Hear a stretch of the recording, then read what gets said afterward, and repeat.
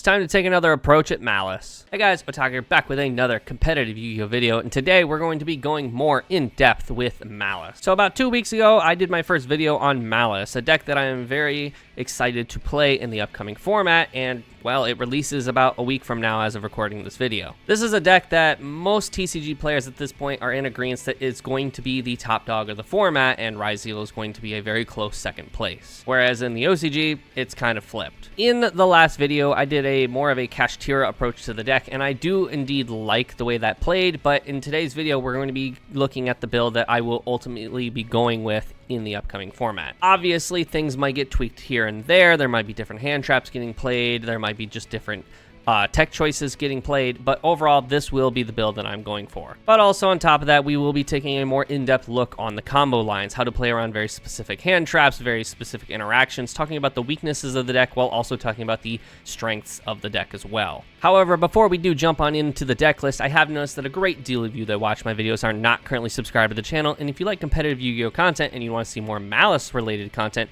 consider subscribing to the channel where I will be doing more videos like this one. So as you can see here, we are going for pretty much the bestial style of the deck. We are playing hard into the hand traps, whereas in the last build, we were only playing Kashtira engine and then like less hand traps. And I decided that the Kashtira cards are cool. They allow you to make Draco Sack, which then allows you to make Cherubini, which then can double level 3, and then you make the Haggard, banish the level 3, and you have full combo. But there were some complications. There were a lot of times in testing where I felt like if I just had a Bestial in hand on my opponent's turn, it would have automatically won me the game by banishing the White Binder or the Scarlet Ransom or Red Ransom from the graveyard and being able to just fully combo on their turn and prevent them from playing the game. So because of that, we are playing more into the Bestial lineup. So let's just go ahead and talk about the entire deck. We are playing the Aloof Lupine. This is something that I talked about in the last video, and we are just playing 3 of it in the main deck because 1, it can't be searched, but 2, there's no downside to it. You just normal summon it, and right out the gate, you banish for cost from hand. And if it gets impermed or veilered, that's fine. It really doesn't matter. The perks about Aloof Lupine is that it helps you play more around target negation, which is kind of a big thing against this deck. Like, target negation is really annoying against this deck because we have ignition effects for the most part, minus White Rabbit. So it kind of makes things a little more complicated. So Aloof Lupine just helps you play around that a little bit more, because if he gets imperm or veilered, which I wouldn't recommend it, you still get the extra body that you banished from your hand. But if he doesn't, then you just +2 essentially. So very powerful card. And then on top of that, if you keep him on the end board sometimes, then if he gets destroyed by battle, then you just get to add one of your banished monsters from your banished pile to your hand. So yeah. 3 Ash Blossom and Joyous Spring. Ash, in my testing in the upcoming format, has a little less effectiveness, but it is still kind of a must-have if you're going to run a bunch of hand traps. It does just hit the most common forms of interaction, which is like drawing cards, adding cards from deck to hand, special summoning from the deck, so obviously. But the thing here is Ash is really good against the Maliss mirror match, but also the Ryzeal matchup. If you hit Ice with Ash, then they obviously have to adapt to the line. If you manage to Ash a Maliss player on TB11 on their turn, then you remove any sort of like major interaction that they're trying to perform on your turn. So Ash does, of course, come up still. We're running 4 Bestials. I'm running 1 Baldrake, 2 Druisworm, and 1 Magnemite. You can run like 1 of each, so you can run like Serenir and cut one of the Druisworms. I think Druisworm is just a lot more valuable. You can link it away on your opponent's turn with like Code of Soul, and then you get a removal effect. But then Baldrake, I just think Baldrake's a lot better than the Serenir in my personal opinion. But if you want to run Serenir, more power to you. Perks of not running 2 Druisworm, running 1 of each of the Bestial brothers is that if you open more than 1 Bestial, you don't run the risk of like having a dead card in your hand, because if you open both Druisworms, you can only use 1 of them. So it does, of course, remove the possibility of having a dead card in your hand. We're still running 1 of Code of Soul. Someone in my comments on the last video said maybe consider cutting this. I just really like it. There's just a lot of good application here. A lot of people in the comments were saying cut Code of Soul and play Secretary. I just think Code of Soul is just a better Secretary because you still get the special summon effect from your hand if you control a Cyberse monster. But then on top of that, you can use it as an IP from your graveyard on your opponent's turn, so like it's not a terrible card to open. You can search it, you can dump it off of the Firewall Terahertz. Like, there's no reason not to be playing this. One Dotscaper, it's just a free body. You banish it off of Red Ransom, and then you just get an extra body. You can link it away to make the link decoder. Like, there's no reason not to play this.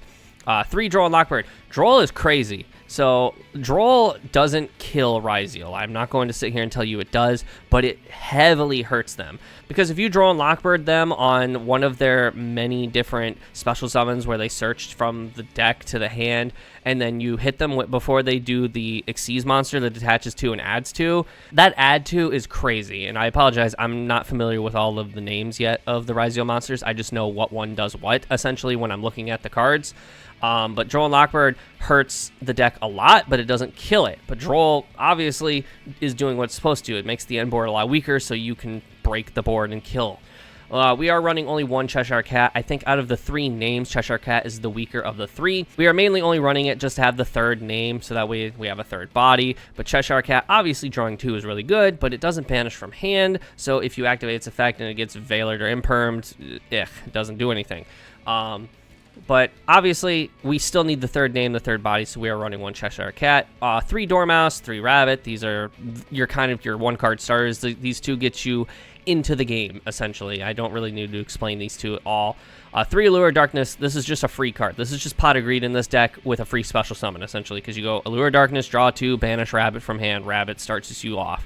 Allure Darkness kind of makes it so you don't have to commit your normal summon to anything. If you need to like normal summon Aloof and then you go Allure Darkness or something, the Allure Darkness just allows you to do so. Signet Mining is just like free. If you open a bad hand, then Signet Mining discard. Signet Mining also makes it so like Dotscaper isn't a complete brick, because if you open Dotscaper with Signet Mining, you discard the Dotscaper, search one of the Maliss monsters, and then special summon Dotscaper back.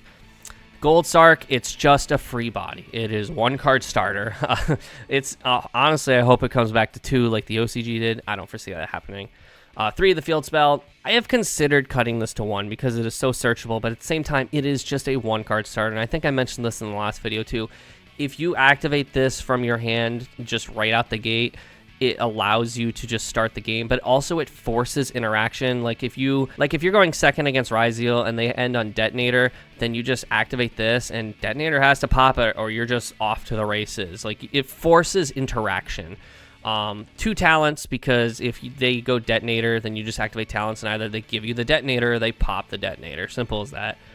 We are still running 2 Impulse. If you have a 3rd copy, run 3 Impulse. I only own 2, so this is what I'm going to be playing. And I know what a lot of you are probably saying in the comments, like, oh, you're running Firewall Dragon, so like Dominus Impulse cuts that out. Oh, Dotscaper, you can't play Dotscaper under Dominus Impulse. You can't play Droll and Lockbird under Dominus Impulse. Well, see, here's the thing here, right? Is you don't always activate this card from your hand. And obviously, if you're going to activate this card from your hand, either it needs to be like have a very good reason to activate it from your hand, or it needs to be the last thing you activate from your hand. And then obviously, if you're cutting Dotscaper out of the equation, then just you don't need Dotscaper. It just helps, obviously. So Dominus Impulse, still incredibly powerful. You activate this against ice, and if you have a trap already in the grave, then that ice gets popped, and like then honestly, like Ryzeal's hurting a lot. 3 Imperm, because, you know, Imperm's just really powerful. It helps us facilitate Dominus Impulse, you know, being a trap card, but also, like, I don't really need to explain Imperm. It helps you play around talents. And then 1 of each of the traps, GWC, MTP, and TB11. We only need 1 of each of these because they are pretty much just, they're recyclable to start, but also on top of that, they can be bricks in extent. We're already running a bunch of traps, so it's already kind of uncomfortable, but at the same time, they can be activated on the turn they're set as long as you have a Maliss monster to go with them. I wouldn't recommend running more than 1, and if you do run like a 2nd copy of 1 of these, then put it in the side or something. The cool thing here is they do help you kind of play around target negation, which again is a big thing against this deck. Like, the right timed Veiler or Imperm can really just stop your turn entirely. So having the traps ready, because they do banish for cost on the turn they're set, so it helps you just dodge that. For the extra deck, we are running 2 Terahertz targets. We're running the Deciverm and the Aggregator. Aggregator is going to be huge in the upcoming format because Ryzeal is going to be playing it, but also Malice can play it with the Deciverm. Aggregator, when sent to the graveyard, target a card on the field, negate its effects until the end of the turn. Deciverm is just a spell trap negate as long as you control a Cyberse Link monster. Then we have Axis Code Talker because this card's just kind of free in this deck. Basically, if you're going second, you summon it, you activate its effect, and then you gain, 3k off of one of the Maliss monsters. The cool thing here is this is kind of like the anti-Ryzeal card because Detonator has to activate in response, and your opponent cannot respond to Axis Code Talker. So you go Axis Code Talker, banish for cost, one of the Maliss monsters pop the Detonator, and then on resolution, the Maliss monster comes back. It's just free.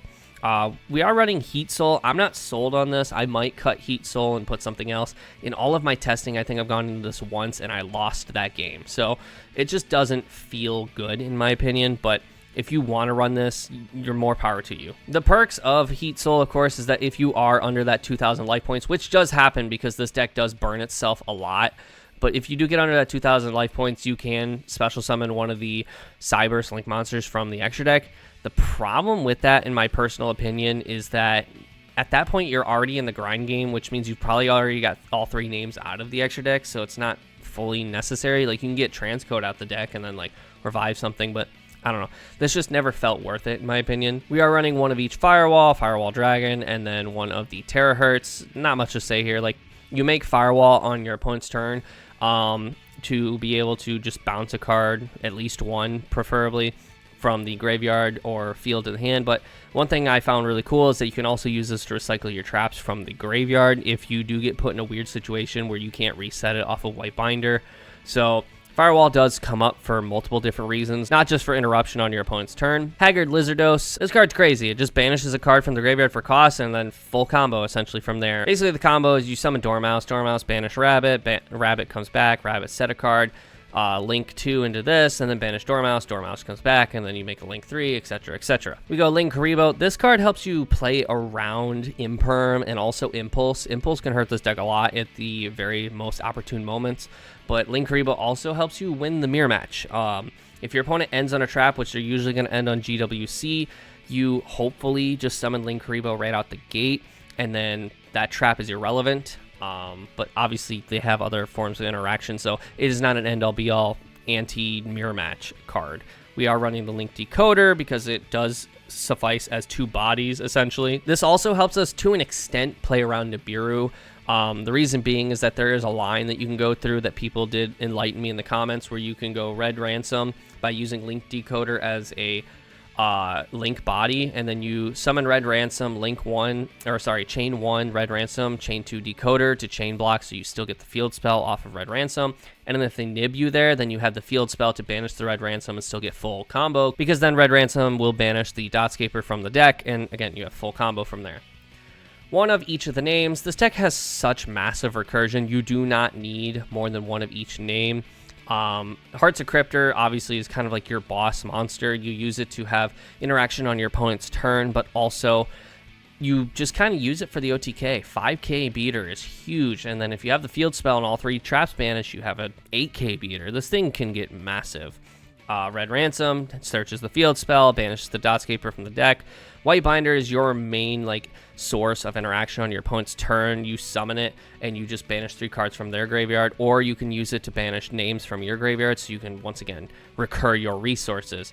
Protect Code Talker. There are some lines that you can take where this will basically allow you to end on Terahertz that can't be targeted, and then also on top of that, this will banish a Red Ransom or a White Binder from the graveyard to summon itself, and then again, full combo from there. Splash Mage, this is for any lines that don't need Haggard specifically, but there are also lines that you can use Splash Mage to further instigate your plays. A lot of what this deck does is that you'll go into your Link 3s and then you'll downgrade down to a Link 2 so you can then get to another Link 3 and etc, etc. Transcode Talker is really good in the scenario where you get hand trapped one too many times and you have to kind of make weird plays, but also Transcode Talker helps you get into Axis Code Talker. I also ended on a board where I had Transcode Talker pointing in co-linked with Heat Soul. And again, I lost that game still, but there are some cool interactions with Transcode. It does lock you into Cyberse from the extra deck, so you can't go into Haggard, but most of the time that's not a huge issue. For a side deck, obviously this is something that will be tweaked based on events, but Lancia, this just kind of ends a Malice player's turn. There are ways to play around this. It's not super crazy, and the end boards are pretty underwhelming, but it's very based by hand. But Lancia can almost every time end a Malice player's turn. 3 shifter, because there will be decks in the format that still can't play under shifter. The problem is that Malice and Ryzeal both play shifter, and they can both play under shifter. So it is not a winning card, so you shouldn't just play it in the main deck. 2 triple tactics thrust. You can use this to search Ultimate Slayer, which I'm also running. You can use it to search the D barrier, which does just end a Ryzeal player's turn entirely. Like, they can't play under this. But you can also use it to search, obviously, talents. You can use it to set one of your trap cards. Thrust is just very good. I only own 2 copies, but thanks to rarity, I probably will have more copies here soon, so it's not a huge deal.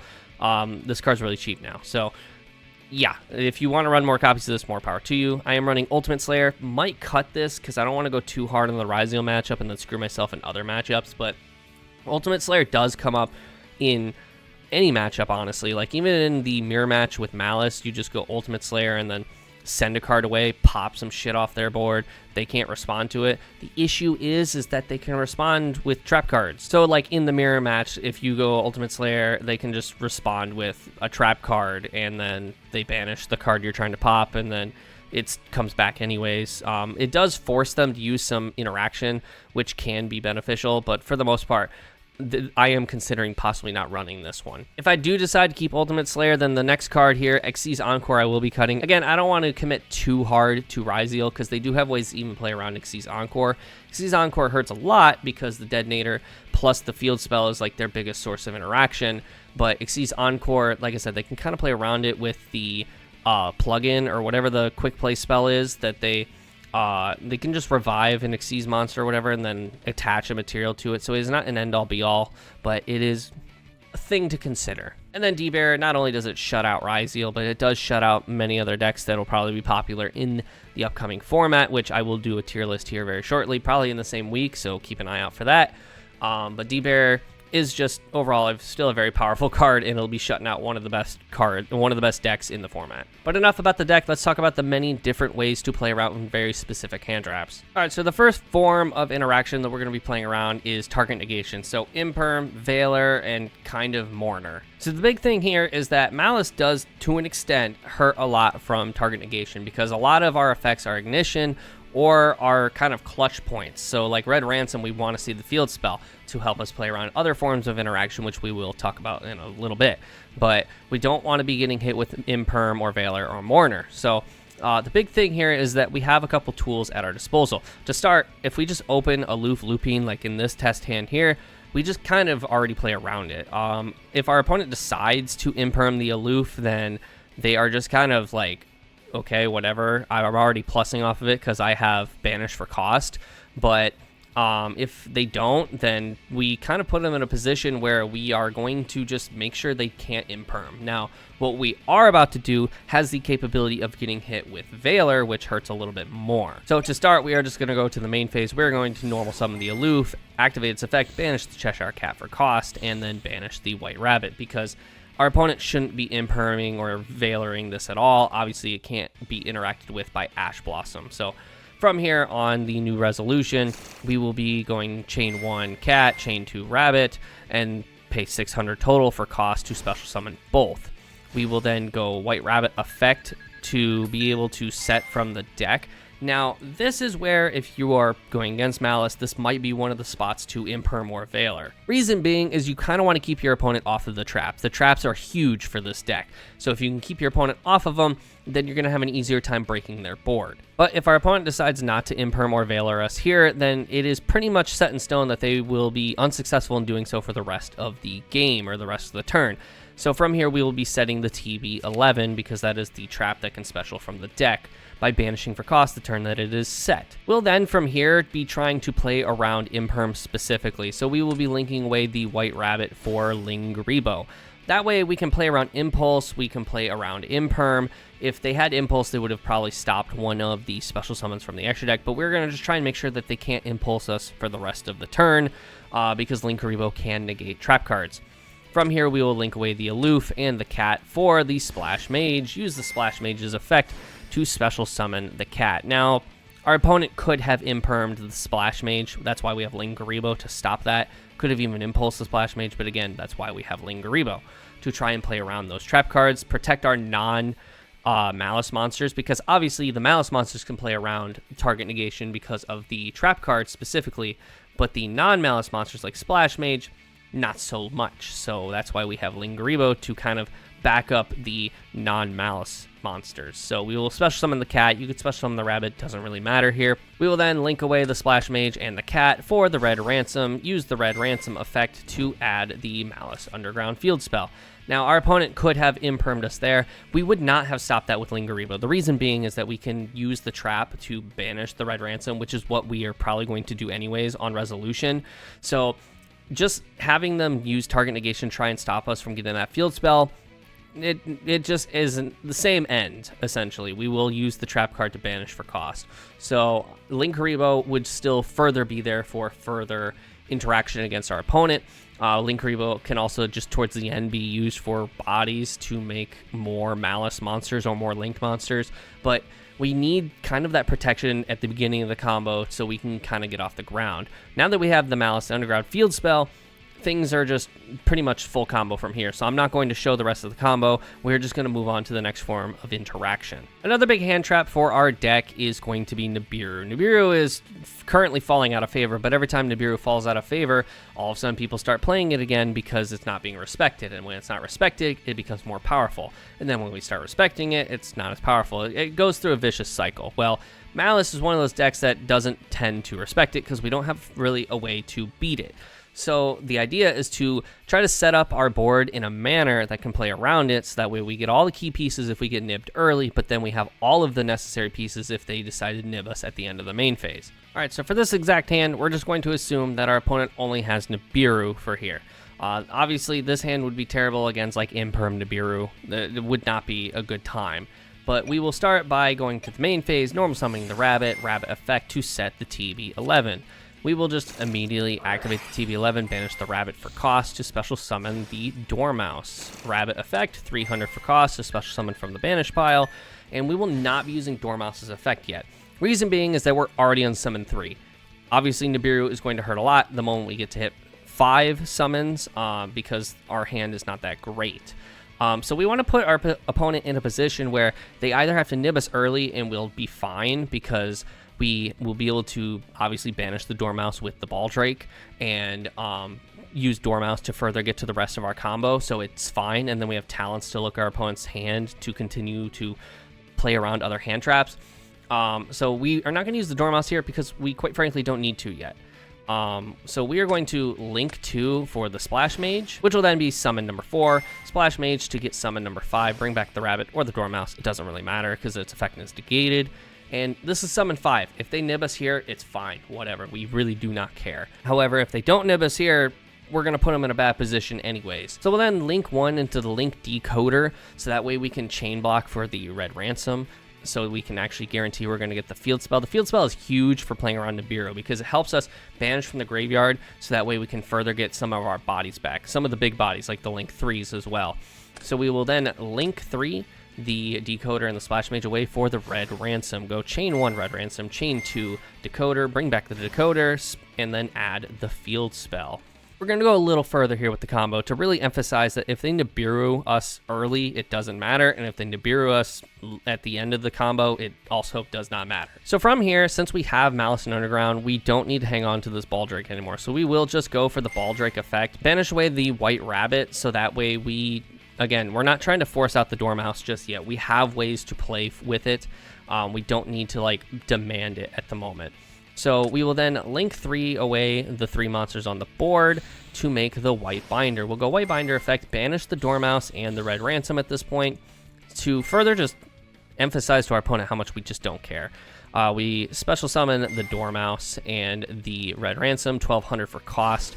Red Ransom's going to banish the Dotscaper from the deck, so that way we just have more bodies. Dotscaper effect, bring it back, and then from here, we're pretty much just, the rest is up to the imagination. Like, at this point, we have played around Nibiru. If we get nibbed here, it again does not matter. If we don't get nibbed here, then we just go White Binder, set GWC, which is going to help us revive White Binder from the graveyard if we get nibbed at this point on our opponent's turn. But also, we just have all the bodies we need. Like, this really doesn't matter at this point. Like, if we don't get nibbed here, then we just, again, we'll go Dormouse, get Cheshire Cat. It's, everything at this point is in play. We have all the pieces we need. We have 2 Imperms, and we have Talons to look at our opponent's hand so we can further decide if we need to go further. Like, we have plenty of interaction for our opponent's turn, but also have the ability to play around Nibiru. So the combo ends here, because at this point it's up to your imagination. Like, you can further play around Nibiru. There's ways to get to the Red Ransom decoder sooner, so that way you aren't like under Nibiru threat sooner. But also, if you have the right hand, which most of the time you do, like as you saw, we did all that off of 1 card. We have 4 cards in our hand still, technically 3 if we didn't have Malice and Underground, and we had the Bestial still. Like, we have plenty of cards in our hand to play around Nibiru and like craft a board so that way Nibiru doesn't hurt enough. All right, so the last hand trap I want to talk about is Lancia. The reason I'm not talking about Ash Blossom and Droll is because those hand traps don't really affect this deck a whole lot. Now, yes, if you play into Droll, it's going to hurt a little bit because you're not going to be able to add the field spell to your hand because you played into it activating a lure right out the gate, or activating Signet Mining right out the gate. Sometimes you don't have a choice, but that is just how it is sometimes. But Droll doesn't really hurt this deck a lot, and Ash Blossom, the hardest hit with Ash Blossom is going to be against Red Ransom, and I already showed you in a previous combo how to play around that so that way you don't get ashed on the Red Ransom. But for Lancia, this is the big one. A lot of it does heavily matter if you open White Rabbit or not. White Rabbit is almost your biggest play around Lancia, but also White Rabbit with a way to get another body on the board like Signet Mining, where we can search out the Code of Soul. So the biggest example here is going to be that we go to the main phase, normal summon the Rabbit, Rabbit effect, and they chain Lancia, meaning we can't banish for the rest of the turn. So because of this, it will impact what we end up setting. We are going to end up setting the TB11 regardless, so that way we can still specially Malice from the deck, or the extra deck if our opponent controls 3 cards, so that way we still have interaction on our opponent's turn. But we are not going to be able to activate this on our turn because we cannot banish. So from here, we are going to activate the Signet Mining. We're just going to pitch Ash Blossom for cost. You could pitch Imperm, but if they hit us with the Lancia, we're probably Talencing them, looking at the rest of their hand immediately. So we're going to activate the Signet Mining, pitch the Ash Blossom to add the Code of Soul. We, of course, need to control a Link monster to special it, so we're going to link away the White Rabbit, special summon the Link Decoder, special summon the Code of Soul, link those 2 away for the Splash Mage, and Splash Mage revive the White Rabbit. We will then link 3 into the White Binder. The reason we go into White Binder instead of Red Ransom, the field spell gets us nowhere in this exact interaction where we are under Lancia, whereas White Binder, we can still get a trap card. So we are going to further help our interaction on our opponent's turn by getting another one of our trap cards, which is exactly what we're going to do. We're going to activate the White Binder effect, and we're going to set the MTP, which, as long as we control a Malice Link monster on our opponent's turn, we can banish a card. And it does not target, and it can banish any card on the field. So we can actually use this to banish the White Binder to come back, draw 1 card, which could be another, Ash Blossom. But also, we then, on revival, can banish the White Rabbit from the grave, and then, bring her back, and then set a trap card, which will be, of course, the GWC, which helps us revive Malice monsters, or just Malice Link monsters, which is going to be big. And then from here, we're just going to set the Imperm, and that's where our turn ends. The obvious implication here is that we know what our opponent's hand looks like from this point on, because we talents them for their hand, so that way we know what we're kind of playing around. White Binder is kind of like our answer for Lancia, because then we get another one of our traps into play. The traps are big when it comes to playing around Lancia. We need to have at least 2 on the end board, so that way we have some sort of interaction on our opponent's turn. MTP is going to be huge because not only can we banish White Binder, but we could technically banish a card on our opponent's board if that's more important, because we could go TB11, special summon a White Rabbit from the deck, Rabbit, set the other one, which is the GWC, and then GWC TWC, banish the white binder for cost, and then we still have the MTP to banish a card on our opponent's board. There is a lot of implication with this end board. Like I said, not every hand from Maliss is going to be able to play around Lancia, and they are not going to just shotgun Lancia. They're going to wait until you use an effect that is going to banish. One thing you should know, and I had to check the ruling behind this 1,000 times, that if your opponent chains Lancia to Allure of Darkness, you are still allowed to draw 2 cards. You just have to reveal a dark monster on resolution, since you cannot banish. But that is all I really have for you guys today. I want to hear you guys' thoughts down in the comments below. Are you going to be playing Maliss, or are you going to be paid walled out of the format because Maliss is probably a $300 core, thanks to the fact that we know the rarities at this point? But also let me know what your thoughts are on the build. Obviously, I'm sure you all have criticism, but of course, I'm opening the room for discussion, so let me know down in the comments below. Leave a like on this video, and if you're not already and you like competitive Yu-Gi-Oh content, or you want to see more Maliss related content in the upcoming future, make sure you hit that subscribe button, hit the bell button for future notifications so I can continue to make videos like this one. But with that, I'll see you all in the next video. See ya.